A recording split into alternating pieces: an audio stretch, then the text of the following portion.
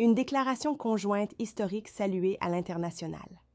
Vers la fin du conflit à l'est de la RDC, ce qu'il faut savoir dans cette édition.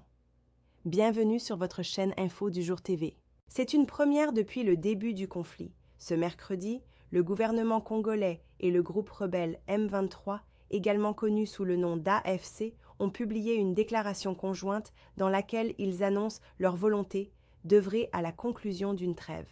Une démarche qui relance l'espoir d'un cessez-le-feu durable à l'est de la République démocratique du Congo.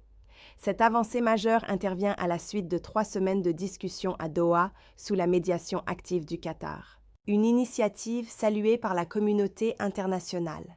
Sur le réseau X, le ministère qatari des Affaires étrangères a rappelé que cette déclaration s'inscrivait dans le cadre du suivi de la réunion des chefs d'État du 18 mars dernier, impliquant la RDC, le Rwanda et le Qatar. Doha se dit heureux de constater les efforts de collaboration et appelle à poursuivre le dialogue dans un esprit constructif, en phase avec les aspirations du peuple congolais à la paix et au développement.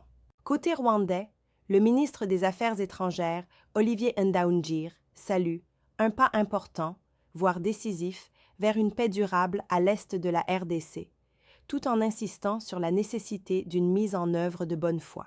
Il rappelle également que d'autres initiatives de paix régionales sont en cours ce mois-ci avec l'implication active du Rwanda. Enfin, en Belgique, le vice-premier ministre Maxime Prévost parle d'une étape cruciale pour mettre fin aux violences et annonce une visite dans la région dès ce vendredi pour réaffirmer le soutien de son pays à ses efforts de médiation, notamment ceux du Qatar, de l'EAC et de la SADC. Selon la déclaration, les deux parties s'engagent à favoriser un cessez-le-feu effectif et conviennent que le respect des engagements pris constitue une étape essentielle vers un dialogue durable et une paix retrouvée dans la région des Grands Lacs. Une déclaration qui, si elle est suivie d'effets concrets sur le terrain, pourrait marquer un tournant décisif dans l'histoire récente de l'Est congolais. C'était votre point sur l'actualité internationale.